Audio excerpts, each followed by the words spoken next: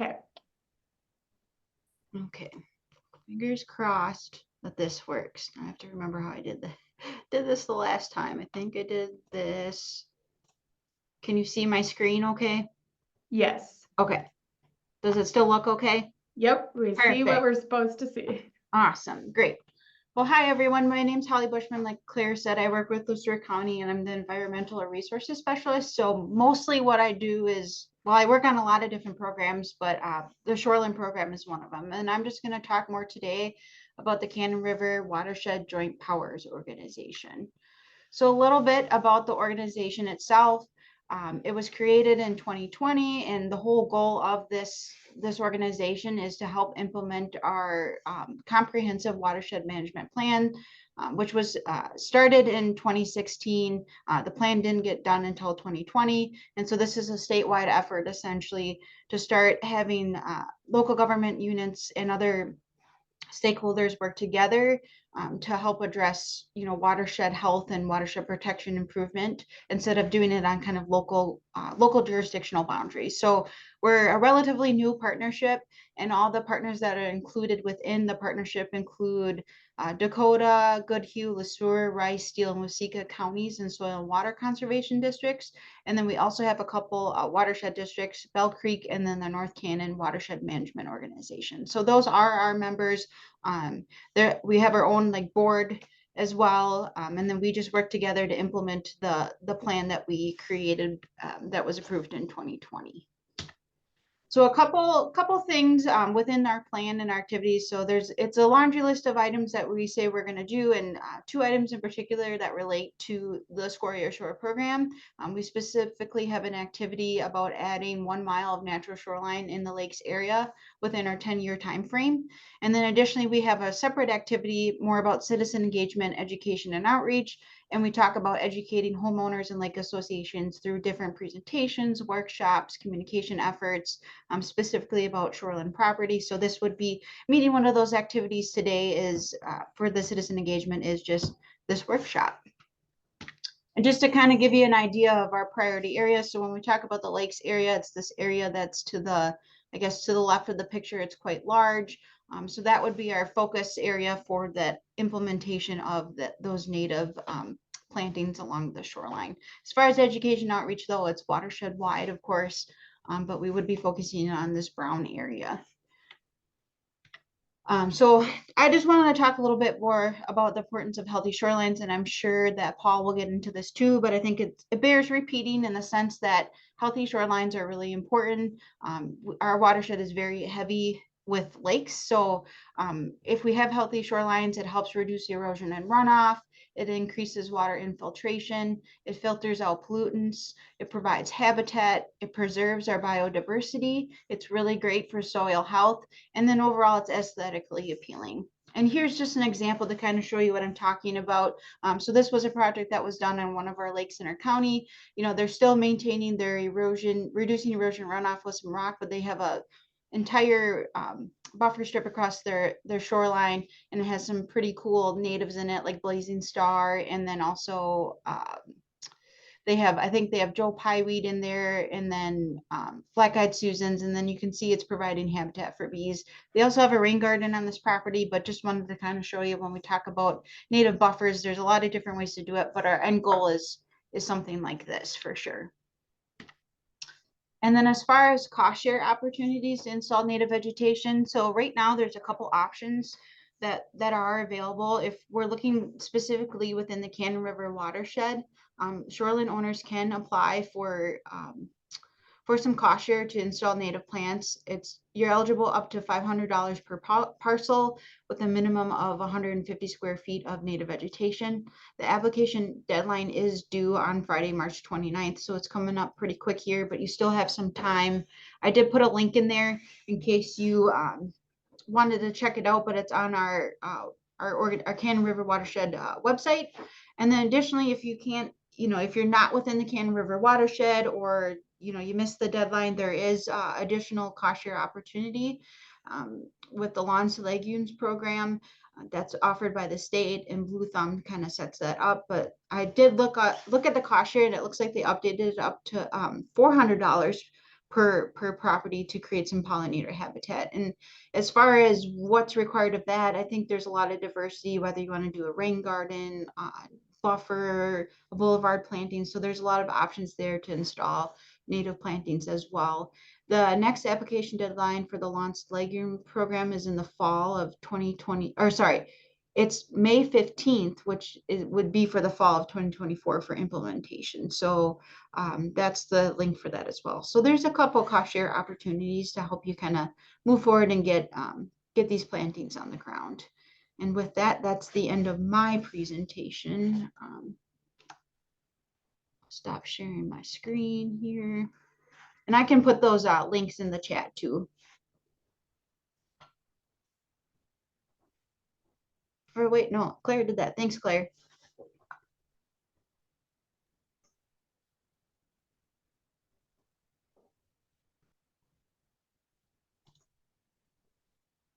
Yeah, so now I think we're just letting Paul get set up. There we go.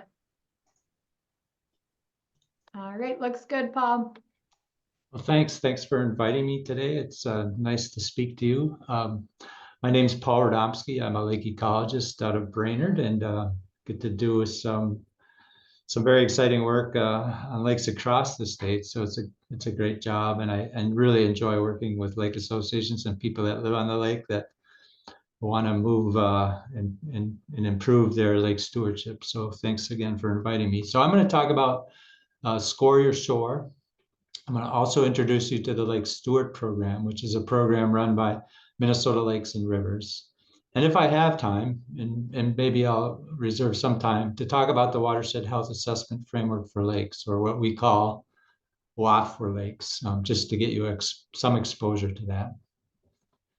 So we recognize that across the state, we have some problems as it relates to the shoreline that is creating both a loss in lake habitat and contributing to a water quality problem. Up until recently, we didn't know the size of that problem.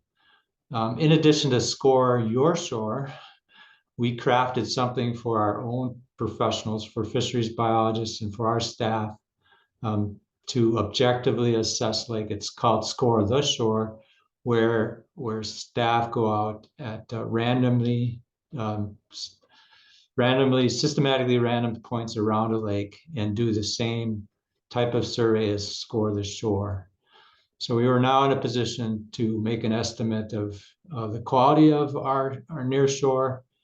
And then from other data, we were able to estimate the loss of that through time. So from that data, we've estimated we lost 40 to 50% of our natural shorelines.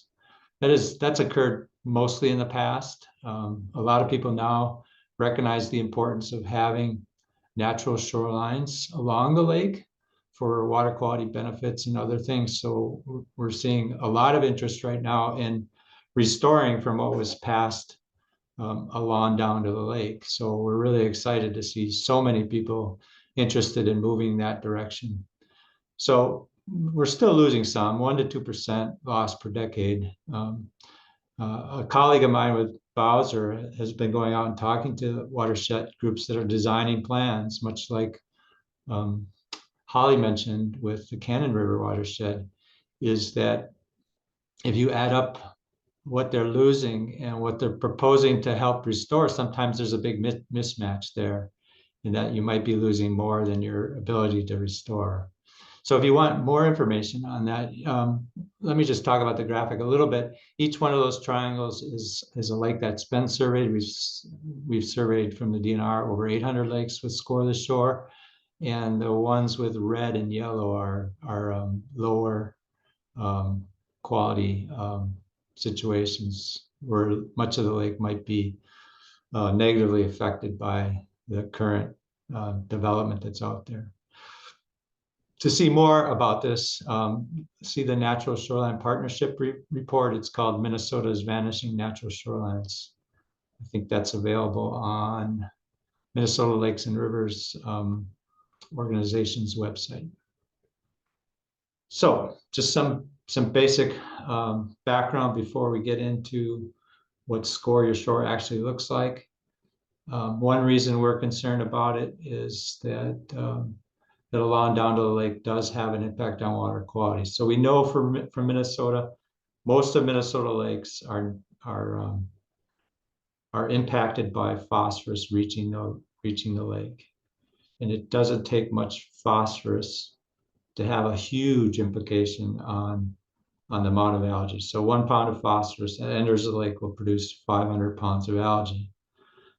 And you know, our soil in Minnesota is blessed to have very high concentrations of phosphorus, which is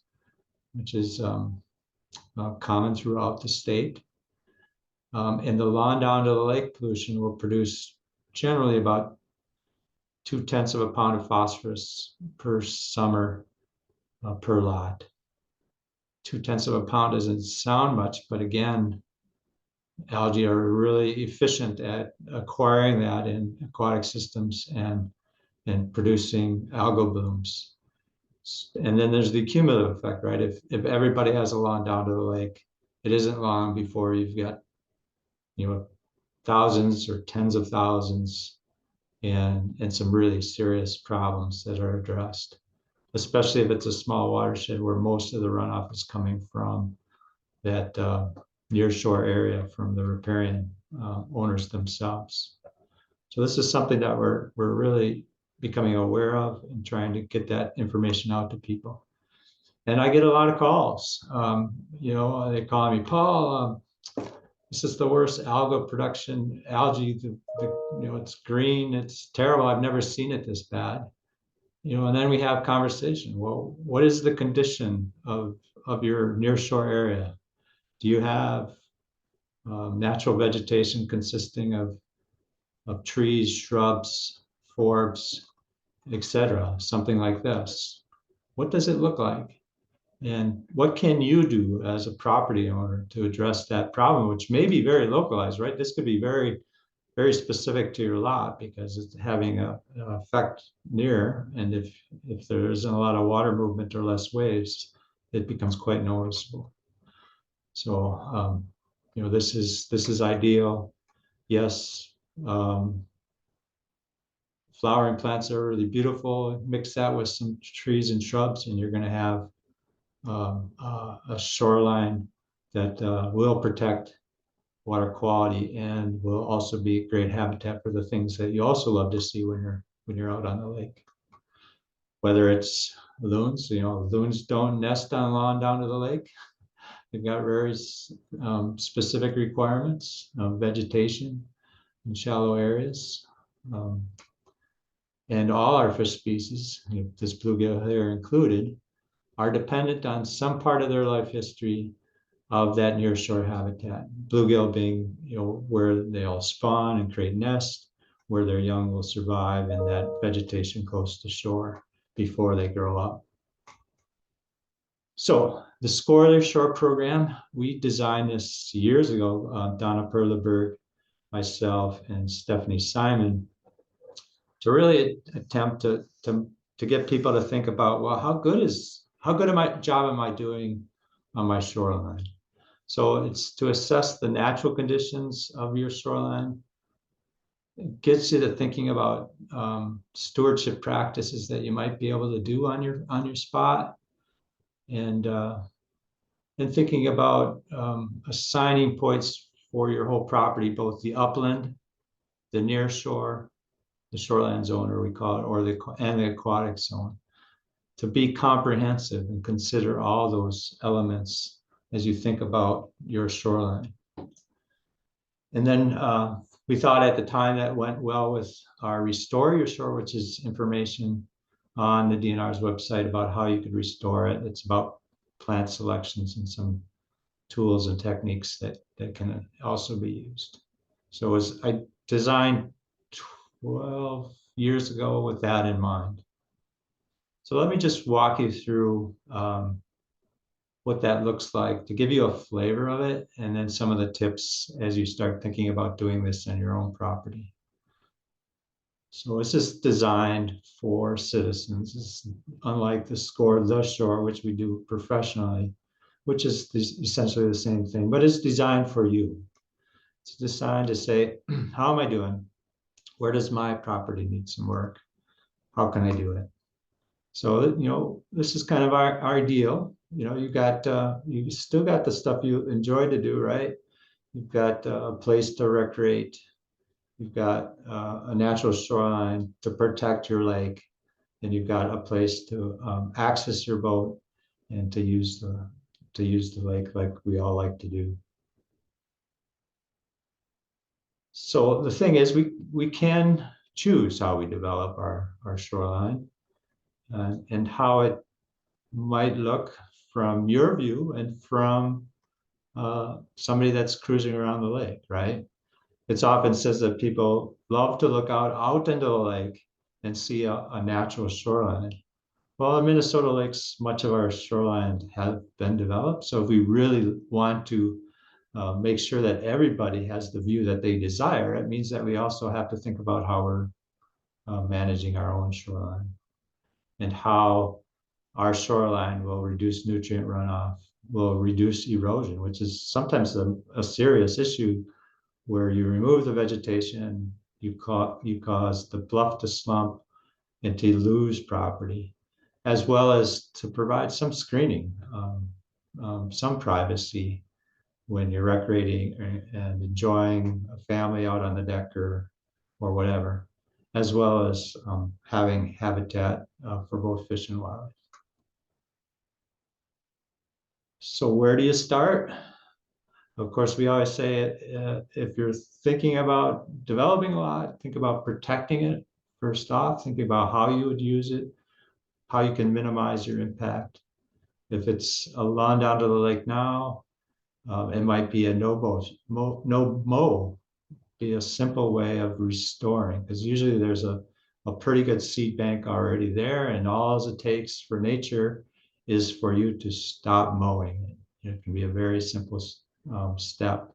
And you might need some cues of care, like a fence line, like a rustic cedar fence line or something, so that that that's what it is, and maybe your neighbors know that's what it is as well.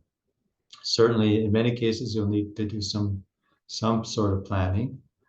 Maybe it's a wildflower planting, much like Holly showed about having some really beautiful plants along the shore that are both deep-rooted, mixed with some shrubs that can still provide some way of slowing down the runoff, retaining the phosphorus in the soil and in the plant roots themselves so that it doesn't make it to the water. And tree planting with some of the developed lots that have been around for a very long time. Often what you see is that through decades of mowing that there are no trees near the shoreline, and you might have to augment that with some tree planting. So the Score of the Shore was designed to be a simple tool to assess the conditions. It's a self-assessment. Like I said, it's for citizens. It's a rapid assessment, a rapid snapshot of your situation. It's very low tech, but it's based on standard criteria that are repeatable. And the objectives are to assess the remaining habitat on your site, really for you to think about and become aware of what your site looks like, in the fact that you're going to get a score from this, and you can compare it to your neighbors, for example, that have done the same thing, or scores that we think are of high quality, and can compare it and contrast it to that. We often think of that it's also to recognize and promote good stewardship. For example, if a lake association jumps into this wholeheartedly, where neighbors compile their data and compare and contrast neighbors, you can use it as a way to promote the good work that's occurring on your lake and rewarding those high achievers or people that have high scores. And likewise, in the reverse, you can identify potential sites for restoration or more work. So the way it's designed is for a single lot assessment by the individual owner, or like I just said, it's for a lake-wide assessment by a volunteer group. The habitat is broken down into 3 zones. The upland is from the bank, usually say if it's a bluff, the edge of the bluff to the house. So it's about generally 2/3 of a lot for most of it. The shoreline, which is the bank top to the water's edge. And depending upon the lot, it might be about 1/3 of the lot. And then aquatic, the water's edge to the deep end of the weed bed, or to about 15 feet in depth. So those are the 3 categories that get scored. These are the 3 habitat zones on your property. So each one of those points are assigned based on how much habitat exists in each 3 of those zones. So trees, shrubs, and ground cover. It's asking you, and it's probably best to think about this as looking at it at your property as you're standing at the start of your dock and looking towards your home and looking at it from that perspective.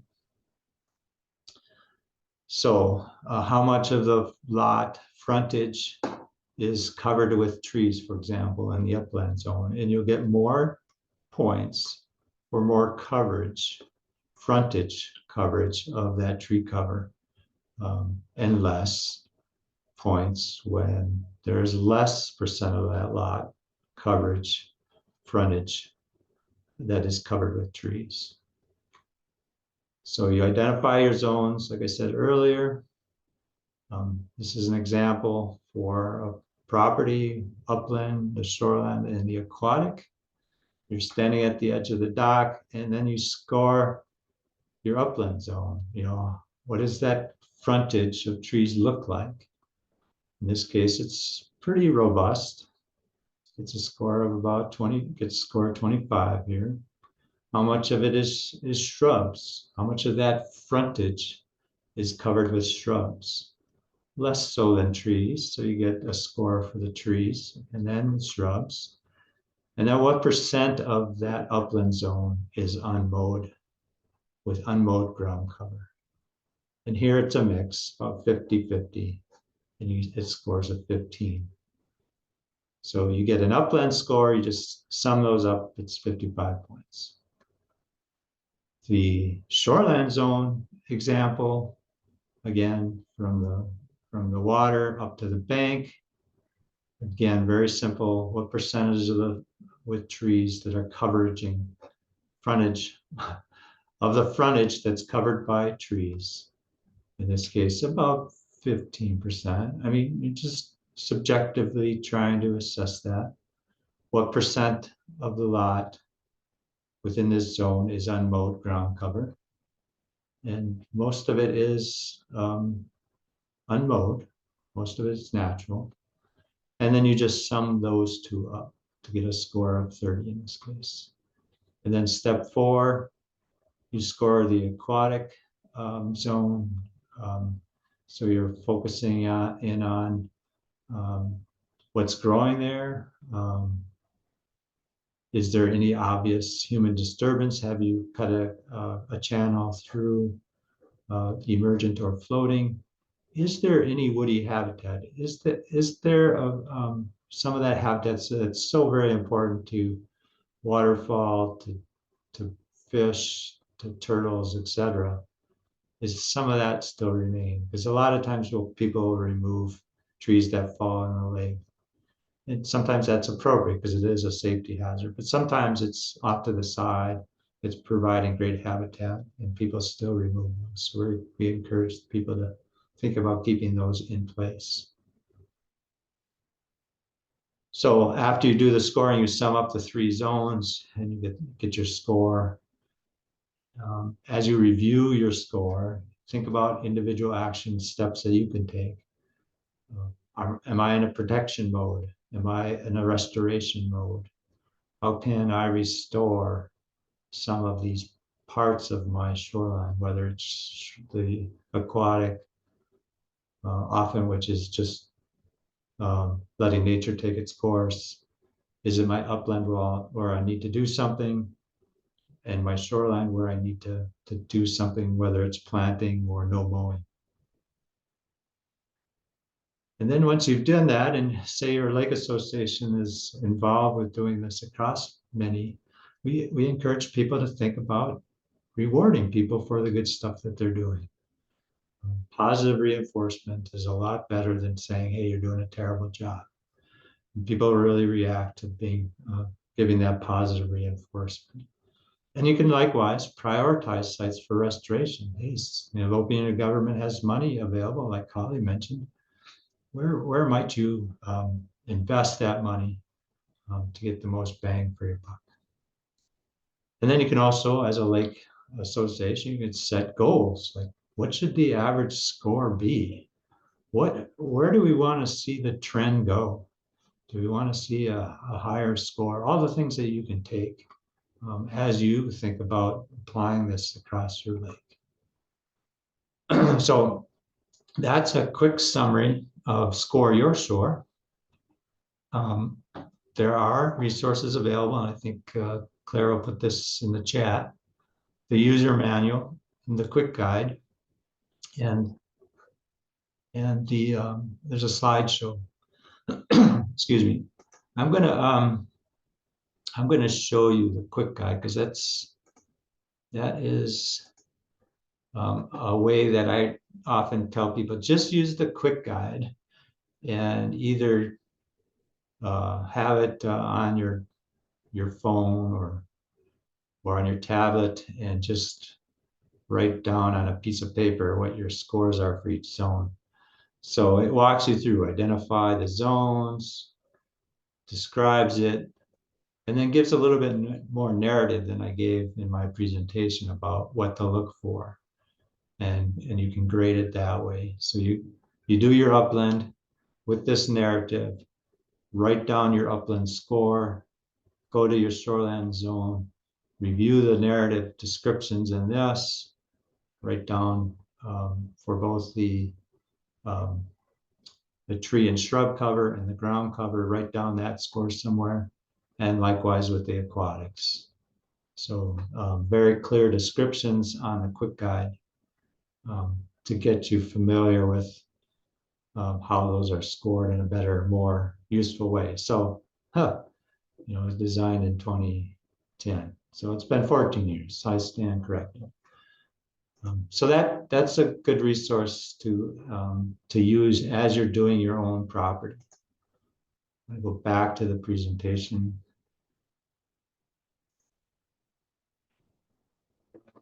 Sorry.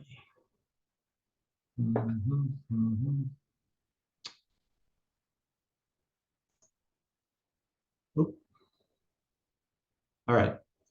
Claire, do you still see the Lake Steward program here on this slide? Yes. Okay, good. I thought I lost it. So I wanted to talk about a program that is really cool that exists in Minnesota. It's through the organization called Minnesota Lakes and Rivers. They have a Lake Steward program that's designed for lake associations.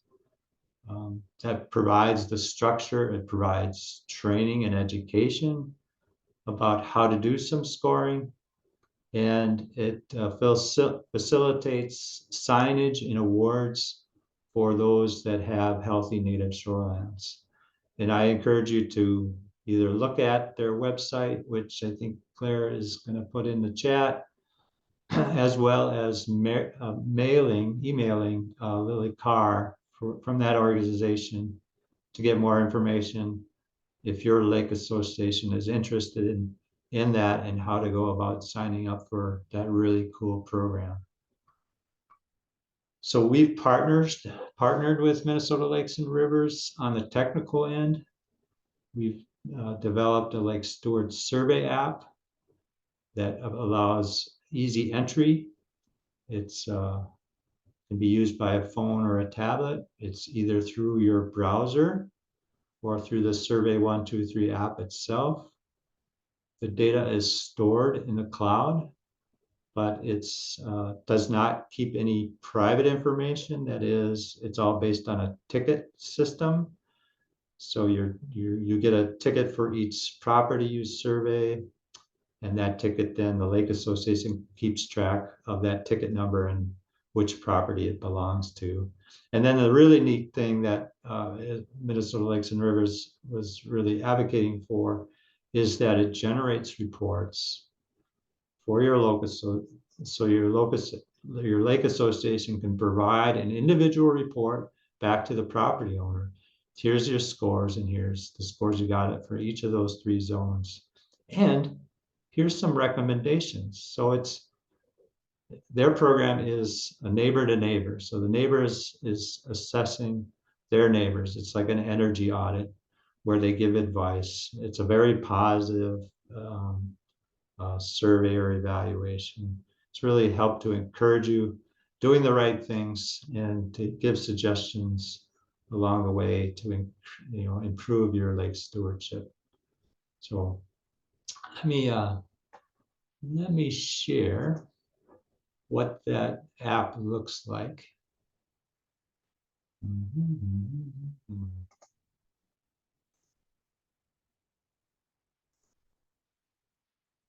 So it's on your tablet. It's all very simple. You enter your name, you choose your lake, the county for your lake lake association, if it's that is within the Minnesota Lakes and Rivers program. Here's the survey ticket number that you as a surveyor keep track of. A map comes up, you click the property you're at, it records that location, and then it goes through the 3 zones, but it has similar but sometimes different types of questions that are more focused to get back to recommendations that might be helpful to you as a homeowner, to get you thinking about. Are there signs of erosion? How are you using fertilizers or pesticides? Is there any pet waste or fire pit ashes? Can they get to the lake? All those kinds of things. How about septic maintenance for when you're not connected to city sewer? Is runoff directed to the lake, or as Holly mentioned for her one example that she showed, is there a rain garden there that's doing that? And if it is a problem, how big of a problem is it? And it has some of the same types of things that the Score Your Shore does, for example, trees and shrubs. And it continues on, but let me just jump to the end. You can also do the Score the Shore in itself as an option in there. So you can do both. You can tag or select images.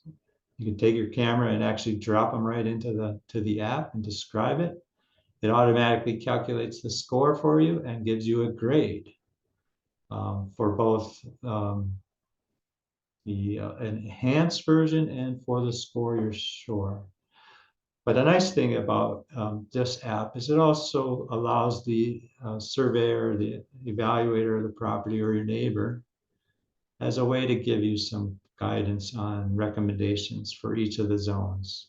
Hey, you might want a direct runoff, right? You might want to install a rain garden, and it can give you some ideas about that.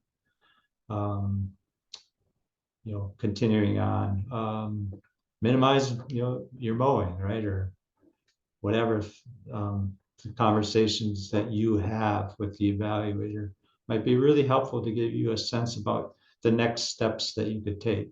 Could you enlarge your buffer? Could you plant different layers, trees if they're lacking, or shrubs, etc. Or you can reduce some of the breaks and paths through that buffer so you don't provide additional vectors of ways of getting runoff down to the lake. So it goes on like that, and then the evaluator can ask, hey, do you want to get more information, yes or no, from your local unit of government? And then the Lake Association that's in this program can, if based on your desire, can forward that information back to the lake, to the local unit of government, if that's what you desire. So it can be a way for you to get more professional access. And then the evaluator, they make a determination. Hey, does this site warrant a sign that's awarded, that is going to be presented in a formal way, and that's going to be visible to the neighborhoods. Hey, this is what I'm doing, and look, I got an award for doing, great work on my shore. So I'm going to go back to PowerPoint.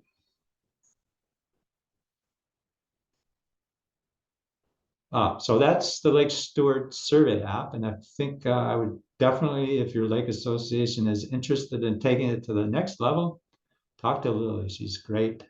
She can walk you through it. She can, she's designed some really great videos. Like I always go to YouTube to figure out how am I going to fix my car, and Lily's got a great video on how you can take this app and use it for your effect. That is neighbors, assessing neighbors, providing recommendations, and giving awards to some quality places. Minnesota Lakes and Rivers, they are focusing on other things, advocacy, education, and grants. They're using the Lake Steward program to leverage existing networks, tap into local values, and they're interested in really helping lake associations foster that good behavior change by shifting the social norms, which has begun for how people are treating the nearshore now. So it's really exciting to see people moving to restoration and protection versus 30 years ago when I worked in this field where that was not the case. And it's really exciting to see how that's changed to where that has become the norm now. Much like drinking while under the influence, when 30, 40 years ago, that was still viewed as somewhat okay, and now it's not. And it's nice to see that people can change, and people can change the way that their behavior, how it both affects others and affects their own quality of life. So I wonder if I have some time. I think I do. Do I, Claire? Yes, yep, we've got 20 minutes left. Okay, I thought there's another tool that lake folks would be pretty interested in. It's something that we developed with our river ecology folks that have developed the watershed health assessment framework. So it's a tool for local units of governments mostly, and people that are developing watershed plans to get a better understanding of their watershed. And it breaks everything into 5 components. So the biology, the water quality, the hydrology, the connectivity of that watershed and its geomorphology. So we said, hey, I wonder if we could take that same approach and apply it to lakes and have a tool that can be viewed by everybody. Because right now in our lake ecology unit, we have created a whole series of tools that we've designed for local units of government. And the only time the general population gets to see it is if they're involved with some of these watershed planning exercises. So we created a WAF for lakes, Watershed Health Assessment Framework for Lakes. It's based on those same key concepts. The whole idea is to score the lake for its health. So we're defining what lake health is, we're scoring it, and we're going to, in each lake in the state that we can compute this for, we're giving a grade from F to A or A to F. So it's somewhat complicated in the back end, but on the front end, you can always drill down. But on the front end, it's just health scores and some of the summaries about that scores. And it allows you, there is complexity built into this, to drill down into each of the components of the lake health and look at, well, why is my lake health so poor? Or why is it so good? And then it allows you to connect with your lakeshed health and to compare lakes, say, in your watershed or nearby, to say, oh, my lake is at a B, what's around in my neighborhood, other lakes around. So I got a sense of that. So here's a graphic of the complexity of that. You may not be able to read everything, but I can walk you through it. So the whole idea is to get the health score, but it's based on a water quality score, a biology score, a hydrology score. Those are the component scores. And each of those components are based on a metric, some index that we've calculated. The phosphorus score, the water clarity score. How is the fish community? What is the plant community like? What's the watershed for that lake look like? Or how healthy is that watershed? And what's the score, the shore? What's that score look like? So each one of those are based on data from the University of Minnesota Lakes browser, where we're using water clarity from all the data that's been collected by local units of government that are then feed into the PCA's database, the voluntary water quality stuff, and DNR resources or data sets. So each of that is all those data are included to drive to the score. So when you pull up into a lake, you've got some options. You can each one of these tabs on the top here. You can look at a summary. You can look at your water quality, your biology and hydrology, and it has information for each of those things. And then you can always hit the learn more button, which will go into detail about that particular metric or what that section is actually describing or doing. And then the stewardship tab provides additional information on risk and what your opportunities are to improve lake health. So here's the app itself. This is the first screen you usually see. You select a watershed, so you select a large area by just tapping where that general vicinity is. You get a list of lakes, their scores, their component scores, and if you select on one of those lakes, you'll pop up and see the tabs of water quality, biology, etc., and can look at it, the individual metrics that went into it. The nice thing about it is when you click on a lake, you can see, well, where is the surface water? Where does the surface water, how big is my lake's watershed? Where is water coming from? That is, if rain drops somewhere on the landscape, it's going to hit my lake sooner or later. So it's all draining from this dotted line is the watershed. You can zoom out and look how big that watershed actually is. It's meant to be fairly intuitive. So the summary statistics will show first. It'll give you the score, in this case 70, gets a B score. And then the graphic here, you can look how it compares to other lakes within that watershed. So it's above the other lakes in that watershed. And it'll show you graphics that look at the individual component scores and compare them to the lakes within the watershed.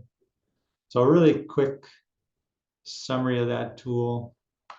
You can also connect through it by Lake Finder if you use that resource. So you go into Lake Finder, you type in your lake, and if there's a lake health available, it'll show up, and you just click lake and it'll bring you right to that WAF for lakes for that particular lake. So it's a nice way of connecting and accessing the information quickly if that's your goal. And then once you're in WAF for lakes, you can also go back to the watershed health assessment by just hitting a button or an icon, and it'll bring you into the full watershed health assessment framework. So that's a quick rundown of WAF for lakes, and maybe we can spend the rest of the time with some questions. Is that okay, Claire? Yes, yep, I think that would be perfect. So we do have several questions. We have had some of our helpers here answer some of them, but I think we'll address most of them live since we have some time. And so if people are just listening and maybe not looking at the Q&A, we can answer those for the whole group. So first, Paul, I think this question is from toward the beginning of your talk, is where is the 0.2 pounds of phosphorus per lot estimate from? Oh, it's based on several studies that have been done across the Midwest from both MPCA, from USGS, which has done quite an extensive analysis using some fairly sophisticated ground sensing equipment. So it's a compilation of those assessments to get at an average for Minnesota lakes. Of course, some lakes are going to have steeper slopes, so you're going to have higher rates of runoff for a rain event that occurs. Some will have very shallow slopes, or might even have some depressional areas that stop a lot of the runoff from getting there. But that's an average from these really robust studies that have been done for the last 20 years that looked into this very serious question. Because people don't really recognize it, right? You see it raining.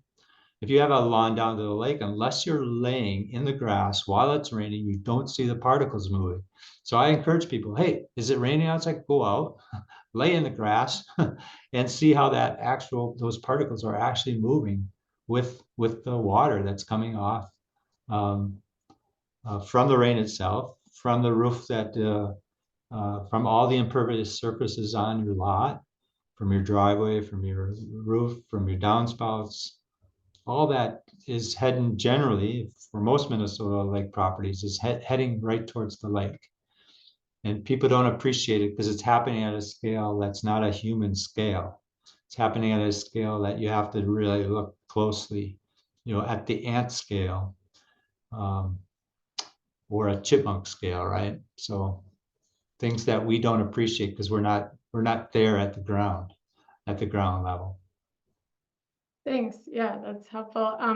This is a question from the chat is, I would like to turn my shoreline into that picture with the rocks and plants. I'm not sure where to start. Do you have resources to help me accomplish this? Yeah, I would say there's the web resources, right? And if that's good for you, great.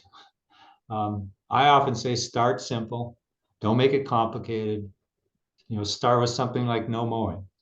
Hey, I'm not going to mow this 20 feet from the lake, 30 feet, or whatever the size that you determine. And I'm going to do maybe some plantings in there that I may be comfortable with. Now, maybe you're not comfortable with any of that. And there are some other resources. Holly mentions the Blue Thumb. Those folks can give you some guidance on how to do that. Or you're looking at a government. Often the SWCDs in your county, the Soil and Water Conservation Districts, if they have a program, they can give you some guidance or some additional resources to use. And I know that there's some contractors, you have to pick those with care though, unless they're trained. They'll often put riprap because it's the highest profit margin for them at the least cost for them. So be wary of contractors unless they have good experiences actually developing and restoring lakeshore. Because some parts of the state, they're actually something you want to avoid. In other parts of the state where they've been trained or where they have experience, they do amazing work. So just, a heads up on that. So there's a lot of places you could start. Start where you're comfortable. If you're more comfortable asking for professionals, seek those people out and see if they can help you. If you're comfortable doing some just minimal stuff that frankly can really blossom into something really beautiful, take it on as a challenge, as a summer project. So it's up to you to decide how you want to do that.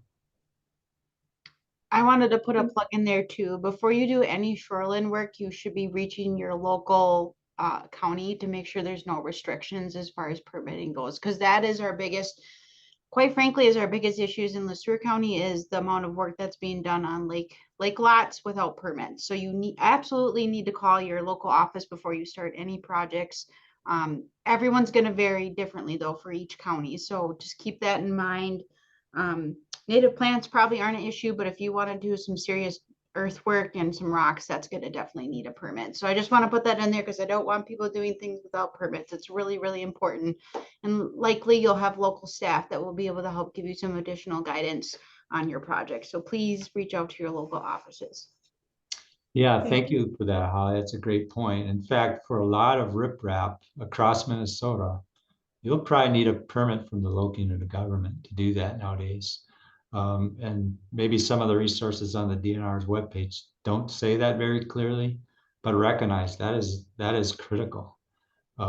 So, you know, if you're doing rock, if you're moving anything and putting rock in place, that's going to probably require a permit for most local units of government. So yeah, thank you a lot, Holly, for that point.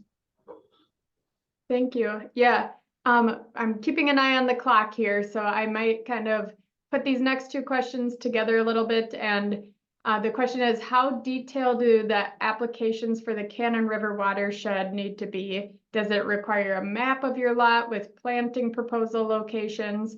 And Emmy did answer this in the chat and said it just needs to contain a general area you'd like to plant, but really not more detailed than that. Anything to add, Emmy and Holly? I think the whole point of that is we just want to make sure that whatever you're planting is spaced out correctly and is appropriate for the site. So it's nice to get a picture of what you're actually doing and just making sure it's going to work. So that's typically why we require site plans for those type of things. We just want to make sure the scale is up to par and whatnot, and it will work for your site. And you can contact your local office, and they can help you with that map or any of those details also. That's your local soil and water conservation district office, right? Yep, that, Yep. or I know like Holly with the county, she's been doing a lot in sewer. So our website does have all those contacts listed. So go find yours and just reach out to them. Okay, and then on the cost share application, I'm wondering if that is lawns to legumes. And so I'll just say on that side, if you're looking for applying for lawns to legumes funding, extension can be a resource for that. I'm not in Rice and Steele counties anymore, but there will be an extension educator there. The master gardeners may be able to help with that too in your county. So check your extension office, I'd say, for assistance with those lawns to legumes applications. And I know at least Rice County Soil and Water Conservation District, Teresa is able to help with those applications as well. So, and then I'm not sure, oh, okay, so Rice County was the specific ask there. And yep, so check with your Rice County Soil and Water Conservation District and or your Rice County Extension Office for the lawns to legumes specifically. And then not sure who will answer this one, but I'll throw this out here that often second tier development overwhelms well-intended work of land shore lot owners. So how does one get county or state entities to recognize second tier contributions to lake quality issues? So we have 5 minutes here. So Emmy did put a little bit of an answer about identifying the whole parts of the watersheds that are contributing to the lakes and are trying to target practices on those areas also. So not just targeting land shore lot owners, in other words. But Holly, Emmy, Paul, anything to add? I would say the state more now than ever has been pushing a ton of funding for us to do great things. And it's not just lakeshore lots, it's ag.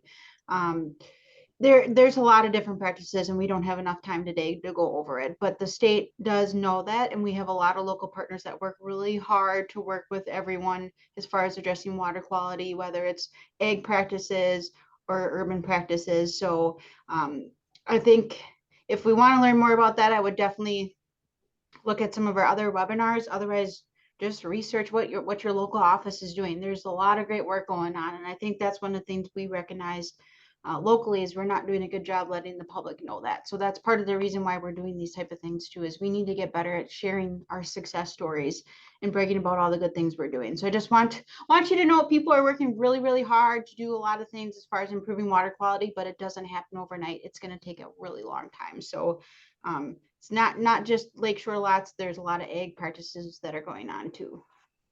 And I'll just add, there's a couple of places where you as a lake homeowner can really plug into that, right? It's when there's a one watershed, one planning effort on a watershed that you live in starts, get involved there, because then you can have an influence about what kinds of things what kind of projects that the local unit government will focus in on. And it could be these second tier. In many cases, the lake's watershed is highly disturbed, and it's going to take a lot of effort beyond the shoreline of a lake to restore that water quality, or at least stop the degradation that's occurring.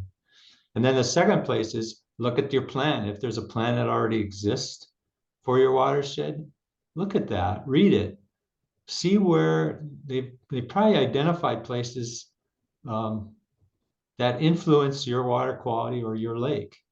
And what often is needed is a local champion to take some of those pieces that are already identified in a plan and to help move that particular prioritization that's been identified forward, and to actually help the local unit of government accomplish that. There is a lot of money from the state to do great work, but it does require teamwork to get that done. So you need to work with those watershed districts or local units of government to help them move that forward. So there's a lot of opportunity, and there's an infinite amount of work that needs to be done. So focus your effort where others people see the need, and see if you can accomplish good things. Thank you. Thanks, both of you, for those answers. I think we just have time for this last question. I see somebody has raised their hand, so I'm going to allow them to talk and ask their own question here. Hope we have a couple hands raised now, so we'll see what we can get to here in the next minute. All right. Irene, I'm trying to allow you to talk if you'd like to unmute and ask your question.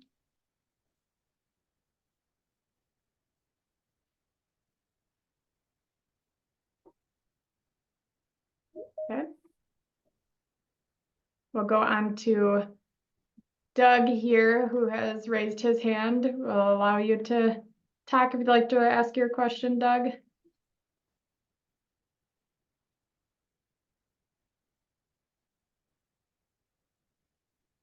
Or maybe you raised your hands for a different reason.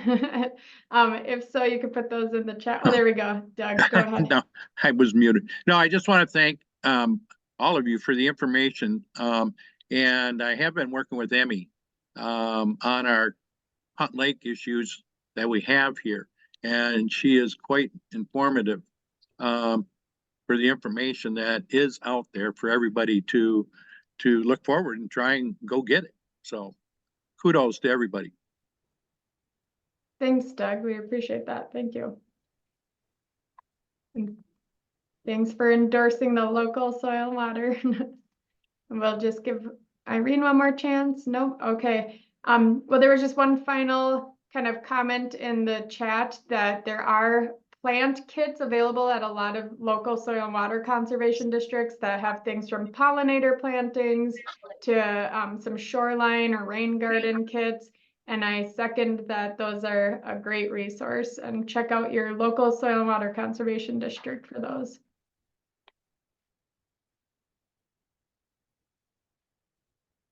And oh, yep, somebody asked that we please send out the links that were shared in chat. And yes, Teresa, you'll receive a resource email after this webinar with the recording and all the links that we shared in a resource email from Teresa DeMars at the Rice County Soil and Water Conservation District. All right, thank you, everyone. Any final parting comments, Paul, Holly, anybody? Thanks for hosting this. This is really important and good stuff. So I know a lot of people are interested in this topic, so I'm glad we could help out. Yeah, Yeah. thank you. Thanks for being here today. All right, take care.